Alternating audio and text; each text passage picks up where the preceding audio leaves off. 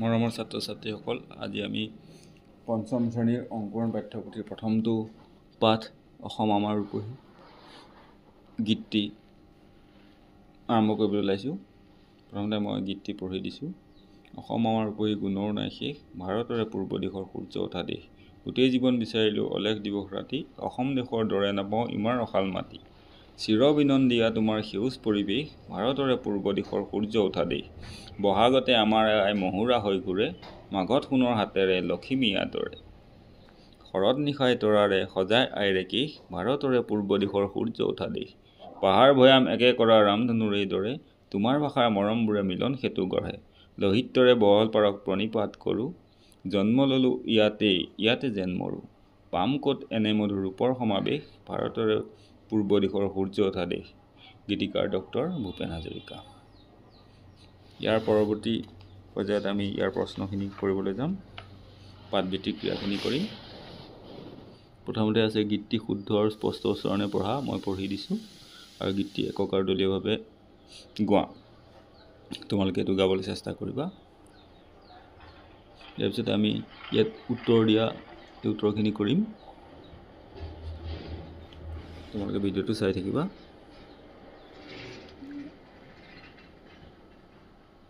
ইয়াৰ আজি উত্তৰ দিয়াখিনি কৰিম আৰু ইয়াৰ পিছৰ ভিডিঅ'টোত এই পিছৰ প্ৰশ্নখিনি আমি কৰি যাম। উত্তৰ দিয়া। ক, ভূপেন হাজৰিকাই আই বুলি কাক সম্বোধন কৰিছে? উত্তৰ, ডক্টৰ ভূপেন হাজৰিকাই আই বুলি মাতৃভূমি অসমক সম্বোধন কৰিছে। ডক্টৰ ভূপেন হাজৰিকাই মাঘ মাহত কি আদৰাৰ কথা কৈছে? উত্তৰ, ডক্টৰ ভূপেন হাজৰিকাই মাঘ মাহত লখিমী আদৰাৰ কথা কৈছে। লখিমী মানে ইয়াত ধান চপোৱাৰ কথা বুজোৱা হৈছে। শৰৎ নিশাই আই কেশ কিহেৰে সজায়? উত্তৰ, শৰৎ নিশাই আই কেশ তৰাৰে সজায়।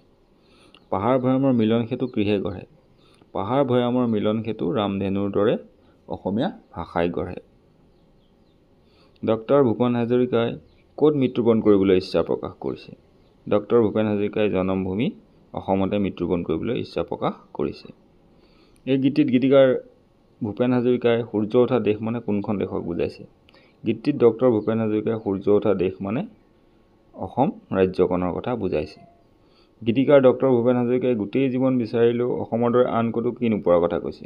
গীতিকাৰ ডক্টৰ ভূপেন হাজৰিকাই গোটেই জীৱন বিচাৰিলেও অসমৰ দৰে ইমান ৰসাল মাটি আন ক'তো নোপোৱাৰ কথা কৈছে। আজি এইটো ভিডিঅ'ত এইখিনিলৈকে প্ৰশ্ন উত্তৰখিনি কৰাই দিলোঁ। ইয়াৰ পিছৰ ভিডিঅ'টোত ইয়াৰ পিছৰ প্ৰশ্ন উত্তৰ আৰু পাঠভিত্তিক ক্ৰিয়াখিনি কৰাই দিম। তোমালোকে চাই থাকিবা আৰু ভাল পালে মোৰ চেনেলটো ছাবস্ক্ৰাইব কৰি দিবা আৰু ওপৰত থকা বেল আইকনটো টিপি অলটো টিপি দিবা। ধন্যবাদ।